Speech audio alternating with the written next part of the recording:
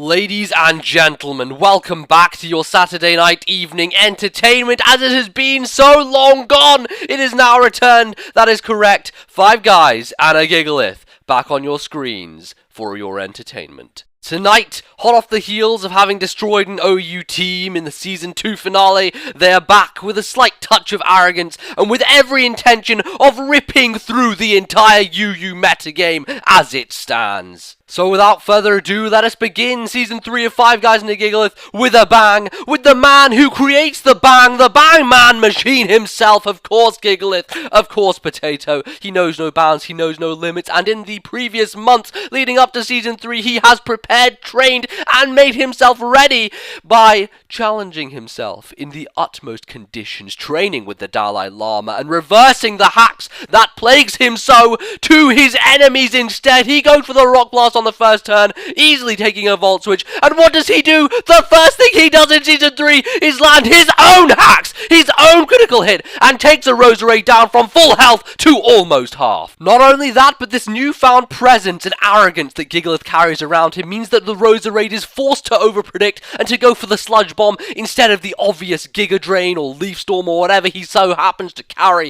in order to eliminate his foe, which indeed results in the Stealth Rock being laid on the field, Gigalith being alive and being able to normal Gem Explosion later in the match. But for all those who said that the fucking man was gone, that he had no presence in Season 2, Season 3 is a turnaround, let me tell you that for free, and he brings himself in upon a Giga Drain, knowing that he is not just an offensive monster, but a defensive beast when it comes to resistances, and 4 times resistances at that much indeed. Now thinking that his Iron Gaze will hold Roserade in place, such is not the case. Aerial Ace does not land on its face, but it is indeed replaced by one Zapdos who takes the hit beautifully, is able to force out the fucking man, but not for long. For the fucking man, he has friends, he has allies, he has men by his side, Kong being one of those, who is able to come in on the predicted Thunderbolt. But his opponent, smarter than that, he is like Yoda, a man in mind, not in body, but is able to switch to Victini, is able to threaten with the Scarf create,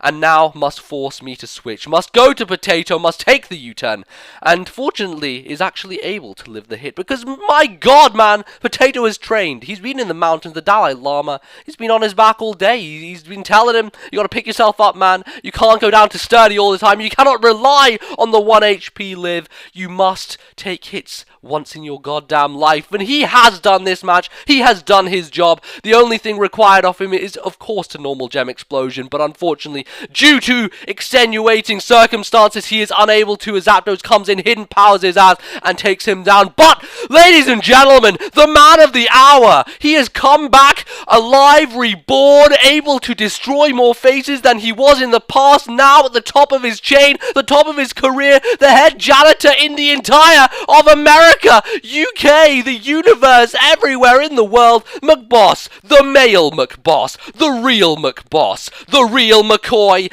is in town, is here to stay, and is able to eliminate Zapdos with an incredible, lightning fast extreme speed to the face. In comes Hitmontop. Hitmontop spins around on its head, is a pain in the ass, and, you know, generally pisses people off. But Incredible isn't one of those people. He isn't gonna fuck around when Hitmontop's in town because he has Stab. He has Stab on Waterfall, and he has a Choice Band, and he also, ladies and gentlemen, he has the power to break armor. The power to crush souls, the power to critical hit an Empoleon and to destroy all semblance of manhood that it may even have had. Of course, he is unable to take it out with one hit, such is the case as resistances go, and yet, even after he is burned by the Scald, even after all these scenarios have taken place, he is still able to stand up strong, stand up tall, go for 3 waterfalls, and take out Empoleon without leaving himself scratched too badly or wounded his pride. And so as Empoleon falls, as he is finally eliminated by the waterfall, we are left here standing with a burn, but still alive and still fighting for the cause, fighting for 5 Guys and a Gigalith, and being able to bring the team up to a level of elevation where an Empoleon can be killed by a waterfall. Where else do you see such things as these? Nowhere, I tell you, nowhere. In comes Roserade. Unfortunate as it is, Giga Drain shall be able to eliminate Incredible, but ladies and gentlemen, we all know that there are other ways to deal with Roserade, and I have multiple of those, Kong being the primary one, who could potentially go for the Fire Blast, could potentially go for the Ice Beam, but Kong, having the future-sighted glasses that he does, knows that neither of these options is viable because Victini is an obvious switch-in, and so Earth Power is the obvious play, and he knows with 100% certainty that he can eliminate it in a single hit with that Life Orb, with that stab, and is unafraid to do so as he does. In comes Roserade, thinking that perhaps it may have a chance in hell, it may have a smidgen's chance to live in fact with a smidgen, and yet no! A critical hit Ice Beam with the power Life of Orb. The Life of Powering Orb shall threaten him, destroy him, rage through his special defense, and eliminate him from the field of play. Honchkrow may think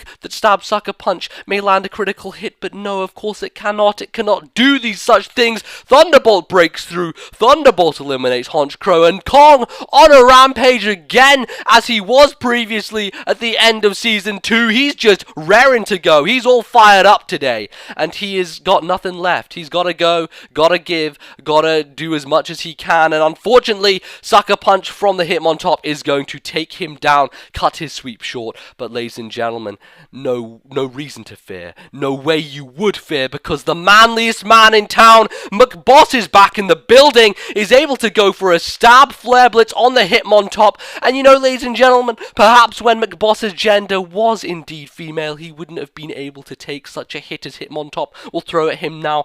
But of course, ladies and gentlemen, you know that high jump kick isn't going to do enough to kill Arcanine. Ladies and gentlemen, lives on 2. Lives on a smidgen, the smidly idly diddly-ist of smidgens, knows that the Sucker Punch is going to come, goes for the extreme speed on Hitmontop, and takes it down to the minuscule, minutest amount of HP, allowing him to make room for the man. The fucking man. And you know, ladies and gentlemen, what's coming. You've seen it coming miles away. It has been written in the stars. It is clear. It is obvious. It is the one move that defines this man among his generation, among the rest of Pokemon kind. Ladies and gentlemen, Giga Impact. And that, boys and girls, is how the fucking man rolls. This has been the first episode of Season 3 of 5 Guys and a Gigalith. If you enjoyed this video, I would like if you would leave a fucking impact on that like button. Allow everyone else to see it. Allow it to spread among the universe, among the YouTubians as they are, and allow others to experience what you have just experienced. The true power of 5 Guys and a Gigalith. I'll see you guys next time, 9 PM every Saturday. Goodbye.